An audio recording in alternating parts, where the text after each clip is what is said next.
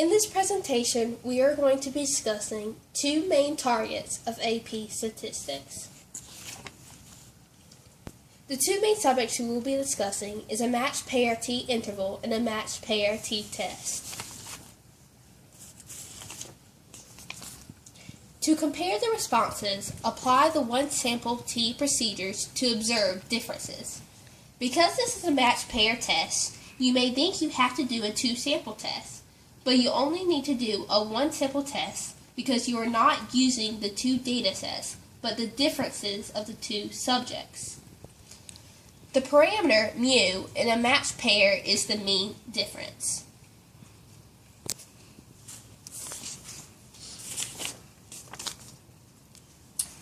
The first subject we will be discussing is a matched pair t-interval. What is a matched pair?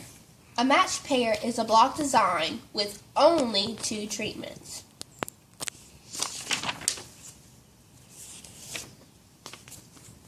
And what is a block design? A block design is a random assignment of units that are carried out separately with each block.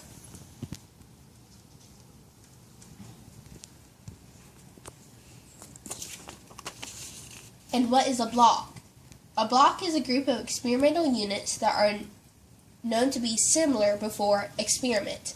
For example, in the diagram below, before the experiment is conducted, A and B are both similar. But as you can see, after the experiment is completely finished, A and B are different.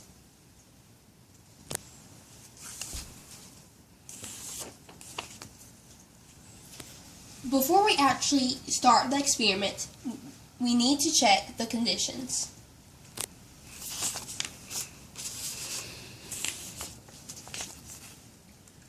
The first condition we need to check for is to see if the sample size is a simple random sample, better known as a SRS.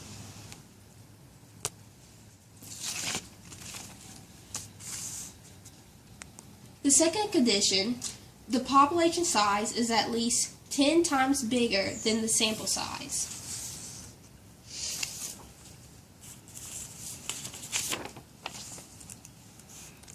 The third condition, population is normal or a large sample size. For example, n is greater or equal to 40.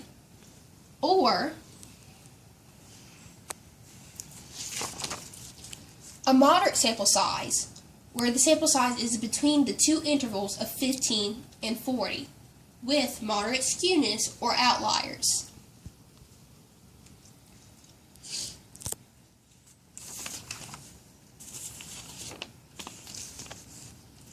If the conditions are not met, we must proceed with caution.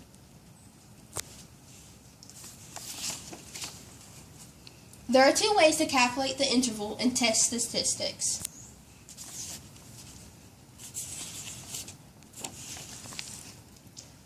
The first method you may want to use is to gather information needed and plug them into the calculator. The second method you may use is by hand, using the formulas and plugging the numbers in.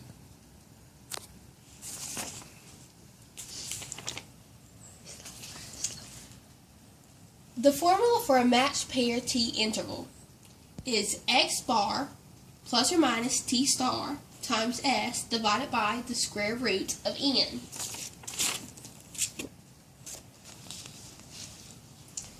In this example, in a study of memory recall, 8 students from a large psychology class were selected at random and given 10 minutes to memorize 20 nonsense words. Each was asked to list as many of the words as they could remember, both 1 hour and 24 hours later. Use the following data to determine whether or not the mean number of words recalled 1 hour after memorization exceeds the mean number recalled 24 hours. Now below we are going to be using the two columns for 1 hour and 24 hours, but mainly because this is a matched pair t-interval, we are going to be using the differences between the two. Next, we must find the population and parameter.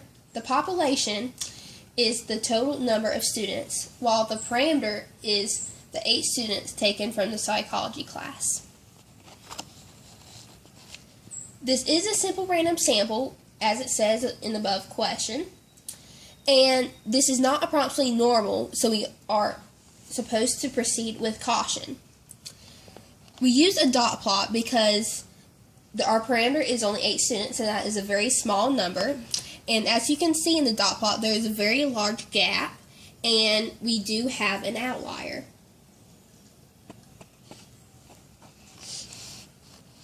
The next step we must take is to find each of our variables we need to use for the formula. X bar is 3.625, S 2.065, T star is 2.365, and our degrees of freedom is 7. Once again, the formula we need to use for this matched pair T interval is X bar plus or minus T star times S divided by the square root of N. We then plug our data into that formula.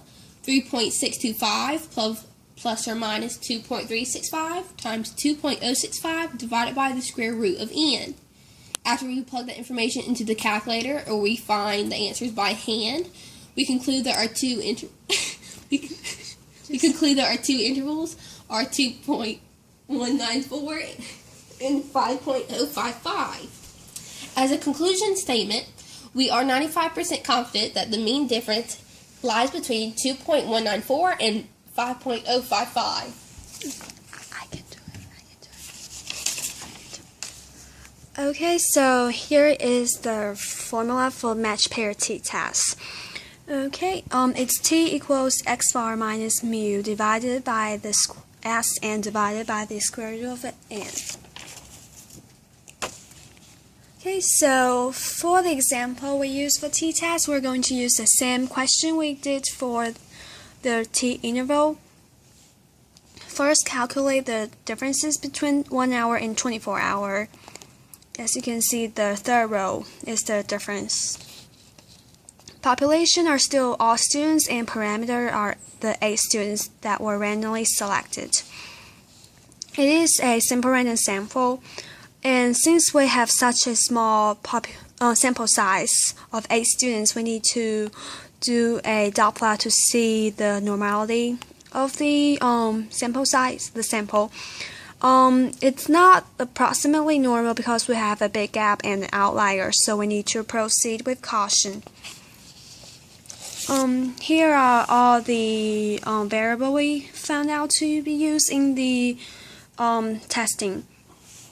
And again, the formula for the t-test is x bar minus mu divided by s and divided by the square root of n. And we plug all the number in. And we also need to identify the null hypothesis and the alternative hypothesis. The null hypothesis is that the mu is equal to 0, and the alternative hypothesis is that the mu is bigger than 0. Because we're trying to find out that there is a difference between the 1 hour and the 24 hours. And using the formula, we found out the t-test statistic to be 4.963.